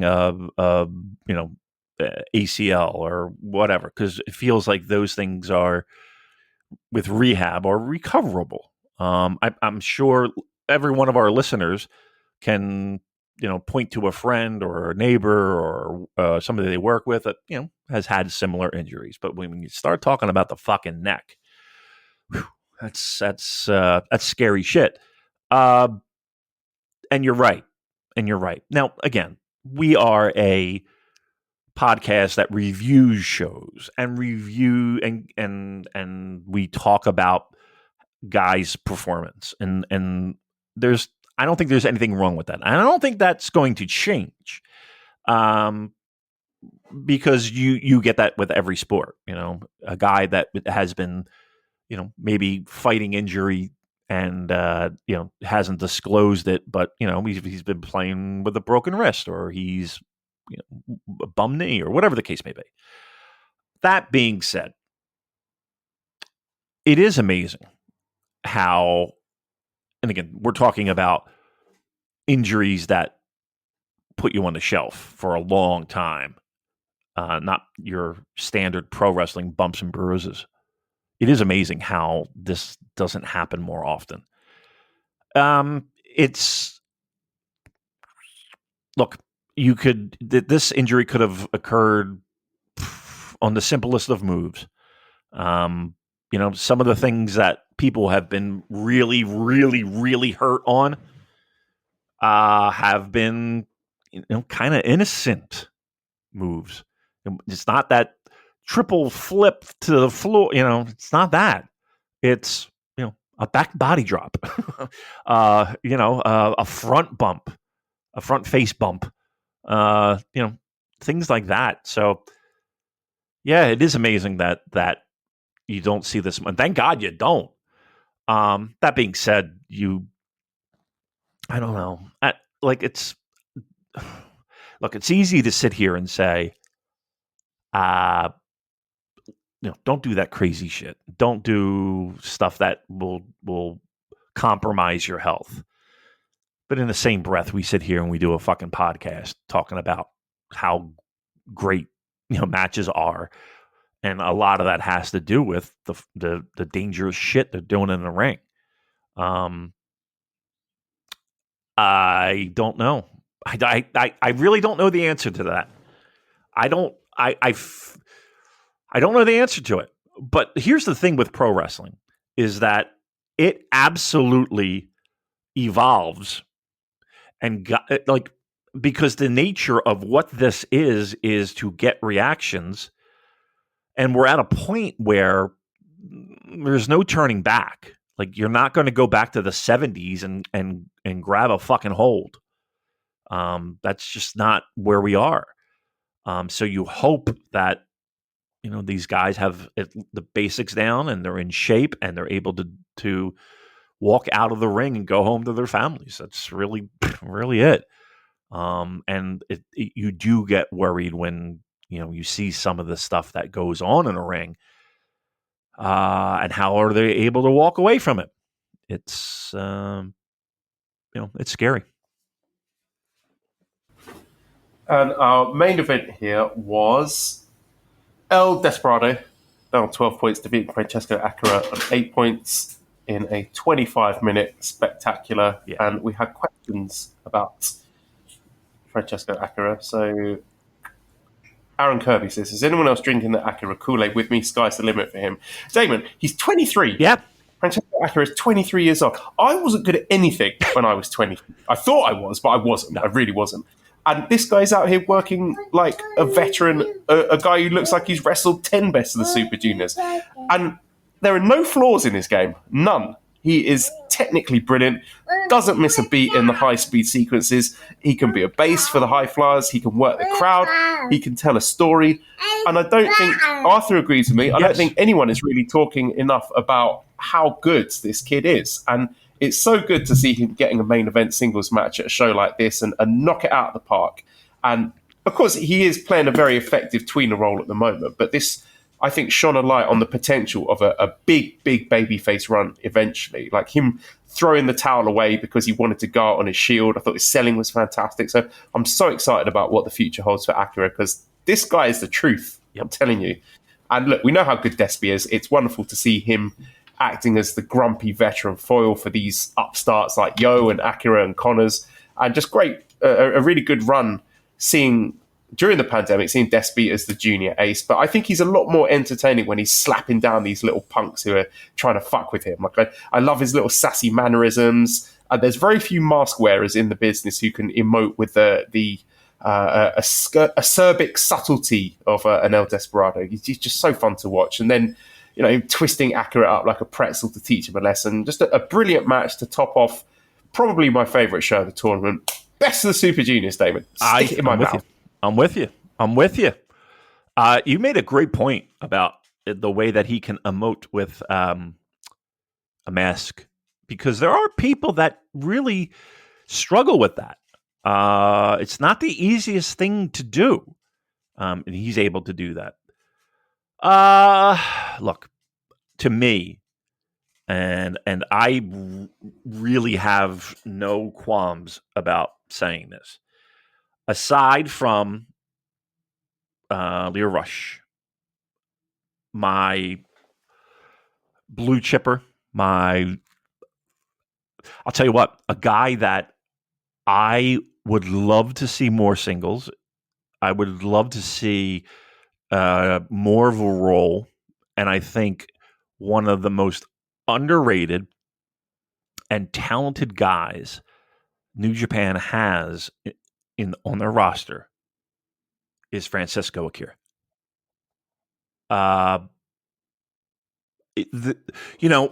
Guys like this come along not often, right? A guy that seems to have, from an in-ring perspective, you're right. If he has a flaw in his game, I really haven't seen it. And if it is a flaw in his game, it's so minor that, it's almost, you're not even aware of it. I just feel like they have a guy that is a future. Like him and Shota and Ren and like it feels to me like they have this little nucleus, this little pocket of, 20-year-old, maybe high 20s that just feel to me that they are going to be like, if you invested in them and with the stonks, like you have a fucking crew that you can build off of for quite a few years. It feels like to me, the future, like if this match doesn't tip you off that the future is bright, and they have, a lot of, I say blue chippers, I don't know what will. Like this match, it's going to help. It's going to help them. It's going to help them. And I think one of the bigger problems is that this tournament just has such a glutton of just awesome talent, that maybe some people get lost in the shuffle. I think he's doing everything he can to not. I'm so impressed with him. Like, I don't know. I think he's a future guy. I really, really, really honestly do. And the only thing that would hold him back would be the promotion just being dumb. Really. But here's the thing. I don't even think they're that stupid. They're not that dumb. They have to see it. I'm a fan. He's quickly becoming not only a must watch, but one of my favorites. Yep. Very quickly. I really enjoyed this show. I was just looking at the cage match page. The most recent comments from the cage match inmates. So Suplex City 45 rated this show 6 out of 10 and says a lot of matches. Sure, some were very good, but some were disappointing and boring. This reminds me of WrestleMania 35, but worse. I'm sure we're all sitting there watching this Best of Super Junior show thinking, yeah, this reminds me of WrestleMania. I mean, anyway, the internet's a wonderful place, isn't it? All right. We've got 2 shows coming up. Hopefully, this gets uploaded before the first show. So we've got a doubleheader at the Osaka Prefectural Gym number 2, the Edion Arena Osaka, where we have our block finals. So I just want to shout out some fantastic work done by a friend of the show, Jay Michael, on Voices of Wrestling, where he has just uploaded A block final night scenarios. So basically, A block still in the mix. We have Bailey, Lio Rush, and Hiromu on 12 points, Titan and Ishimori on 10. So obviously Ishimori is not able to compete anymore, so he will be out. So the weird thing here is that basically we were expecting Mike Bailey against Lio Rush to be the main event, because that will be a simple sort of winner goes through. Now, if Lio beats Mike Bailey, then Titan is eliminated, which makes it weird that they've made Hiromu versus Titan the main event. It would have made much more sense for Bailey versus Lio to be the main event to avoid that happening. So now we're in a situation where, if Lio beats Bailey in the semi-main, then Titan's already out, which they could do, but it would be a bit of a weird move. So basically, I was thinking Lio wins and Hiromu wins. So Hiromu and Lio Rush going through to the semi-finals. But now, because they've put that as the main event, I'm kind of questioning that and thinking maybe Mike Bailey goes through to the semi-final, just because it will be a bit weird having a main event where one of you guys is already eliminated. Right. But I don't know, maybe New Japan just don't think of that stuff. I'm still, I'm going to stick to my guns and think New Japan are just being weird, and I'm still going to say Lio Rush and Hiromu to go through. But just keep that in mind, that it would actually make more booking sense for Mike Bailey to win, to keep Titan alive going into that main event. So, Damon, your picks, please. Who's going through from A block? I mean, why would they do that? Like, why would they? Because you're right. Why would they put that? What the? What a dummy! Exactly. I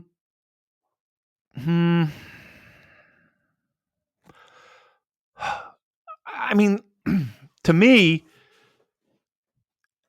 I'm just trying to think of the math in my head, and it hurts.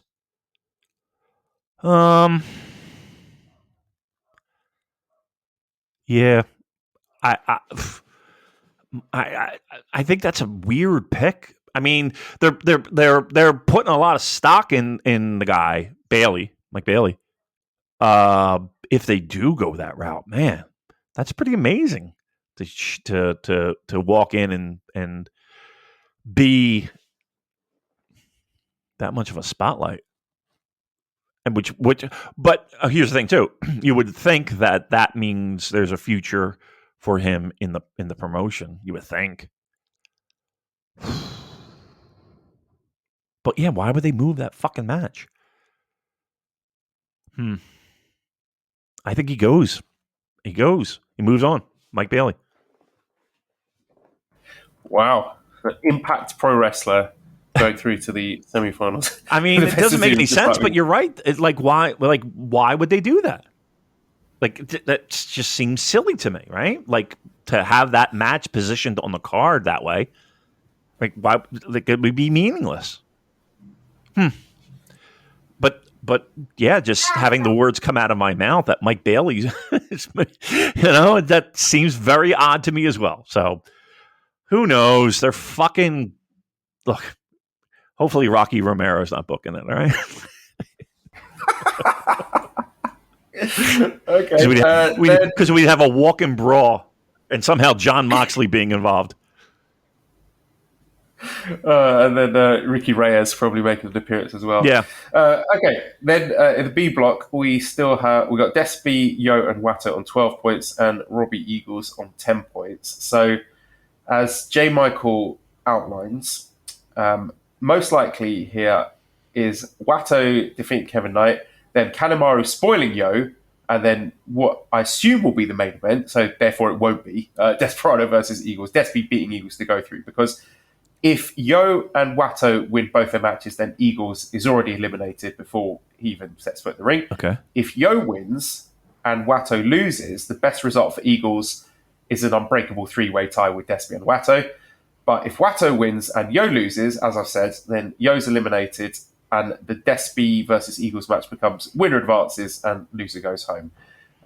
If Wato and Yo both lose and Eagles beats Despy, the Eagles win the block. So I think, most likely scenario, Wato beats Kevin Knight, Kanemaru spoils Yo, and then Despy versus Eagles for all the marbles. And I think I would say Despy to go through there. So my pick to proceed will be El Desperado and Master Wato.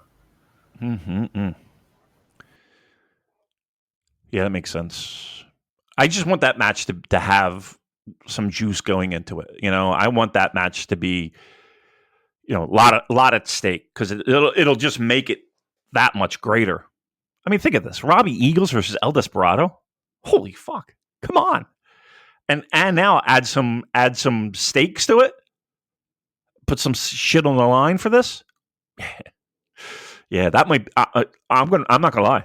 That might be the match of the entire tournament. On paper, that might be the match of the entire tournament.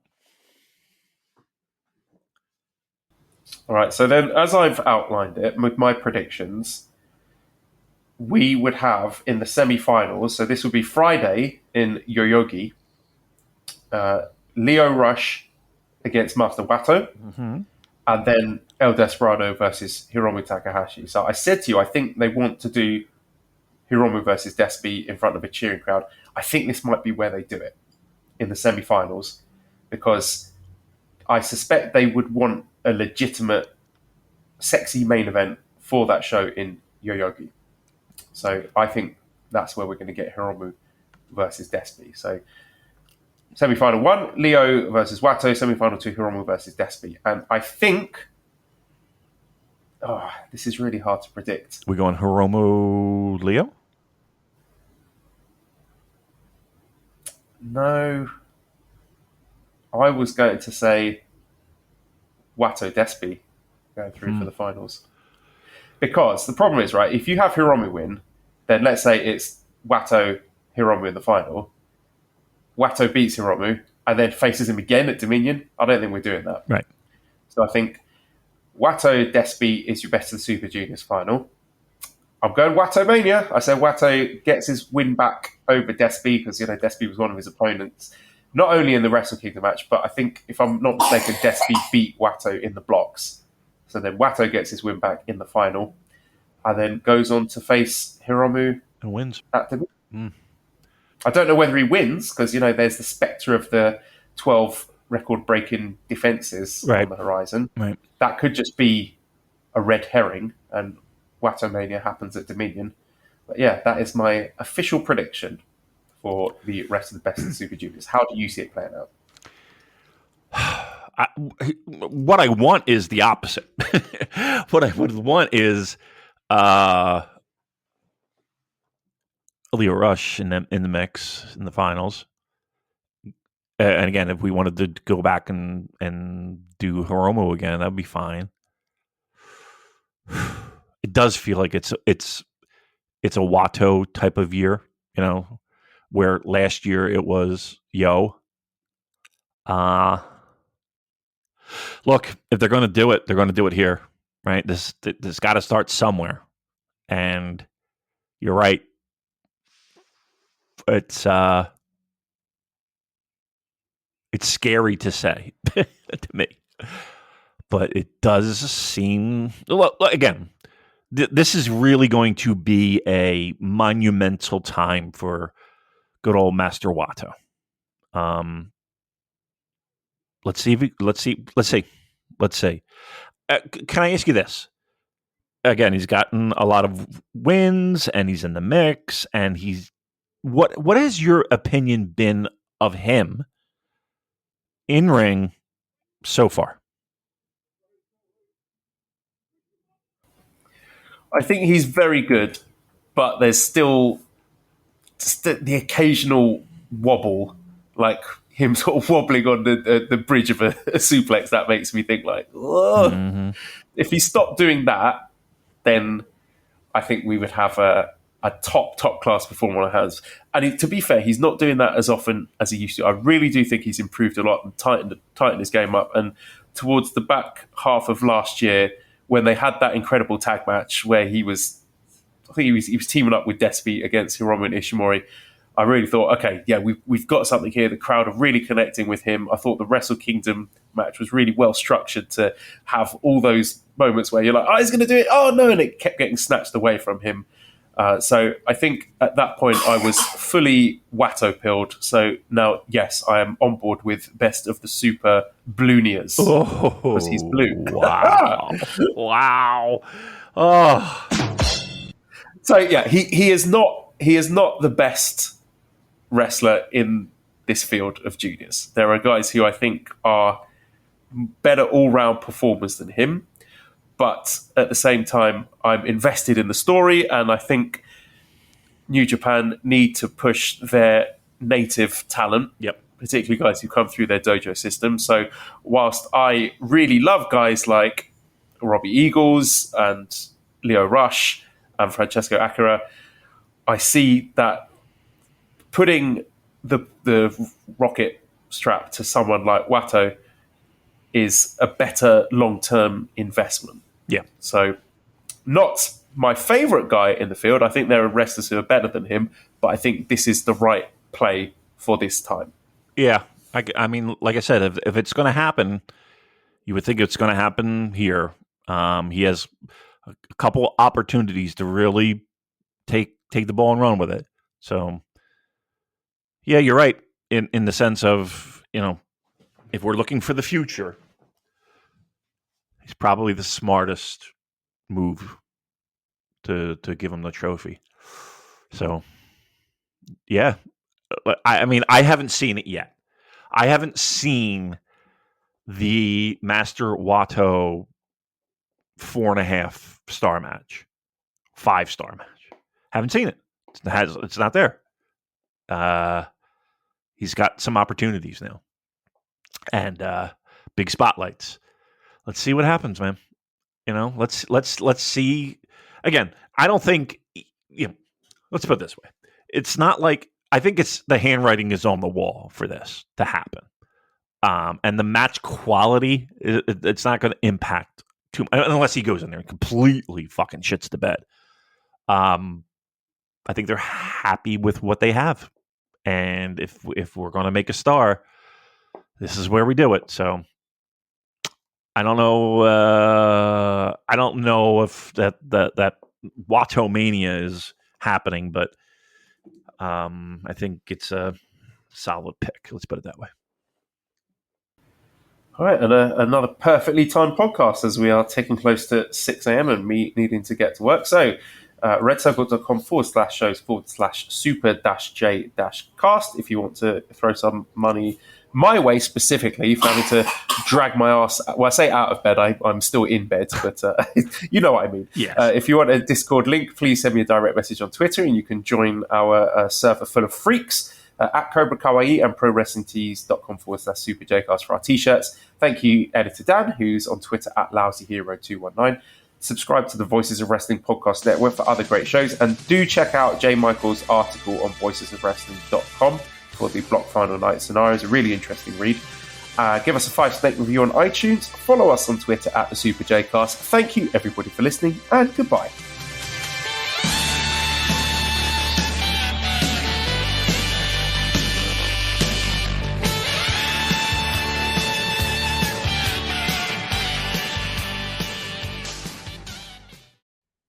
Hey kids, do you like wrestling? Well, we like wrestling too. We are Shake Them Ropes here on the Voices of Wrestling Podcasting Network. Myself and Chris Novembrino kind of doing a lazy river of wrestling criticism, going through the news and whatever happened in stateside television wrestling. And also, you know what? Sometimes we just like to watch old stuff and talk about that too.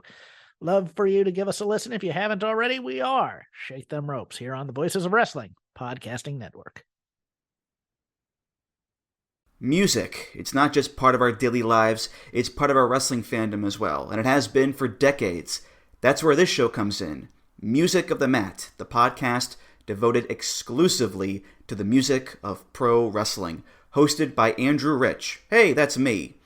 Each episode delivers a different topic with a variety of great guests, fun conversations, musical analysis, and of course, a heartfelt pun or two. New episodes drop every other Tuesday on Apple Podcasts, Google Podcasts, Spotify, or your podcast app of choice. Check out Music of the Mat only on the Voices of Wrestling Podcast Network.